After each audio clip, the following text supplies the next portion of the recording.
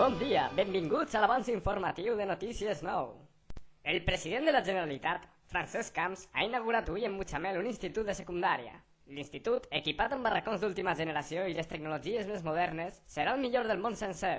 Tota la població de Mutxamel ha acudit a l'acte y ha aclamat al president, que es millor encara que l'institut.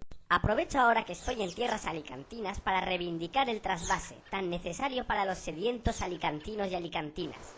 Por culpa del gobierno de Zapatero, sometido a los intereses de los nacionalistas y sus compinches, los separatistas, estos niños y niñas no podrán practicar un deporte tan valenciano, tan alicantino y tan castellonense como es el golf. També els contarem com el president de la Diputació de Castelló, l'excel·lentíssim don Carlos Fabra, ha tornat a demostrar a Nules el seu amor per la província. Señor Fabra, unes preguntes. Señor Fabra, ¿Pedía favor en Ajax perquè li concedir les autoritzacions fitosanitàries als pesticides? ¿Qué me ha pegado? I a València, l'honorable conseller i poeta Alejandro Fondemora ha visitat les instal·lacions de l'Acadèmia Valenciana de la Llengua, acompanyat de la presidenta Ascensió Figueres. Allí ha pogut participar en una reunió de gran transcendència per la identitat valenciana i ha intervingut per salvaguardar l'idioma valencià. ¡Se sienten, coño!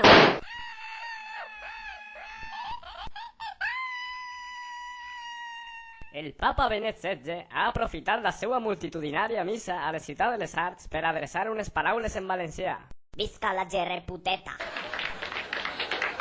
Pel que fa a la informació esportiva, els comentarem com el novíssim Port de València ha sigut testimoni de l'acte de presentació del Desafío Espanyol Iberdrola. El president Camps, l'alcaldessa i el conseller González Pons han exhibit les seues dos marineres davant de milers de valencians aficionats a la vela que els aclamaven.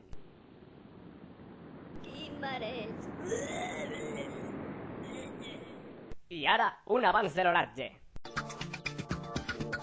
Tenim una comunitat assolellada i ideal per al turisme de golf i platja, però aquest clima paradisíac perilla. No oblideu que el mes de maig s'acosten tempestes tripartites catalanistes i hem de defensar el nostre clima autòcton valencià a les urnes.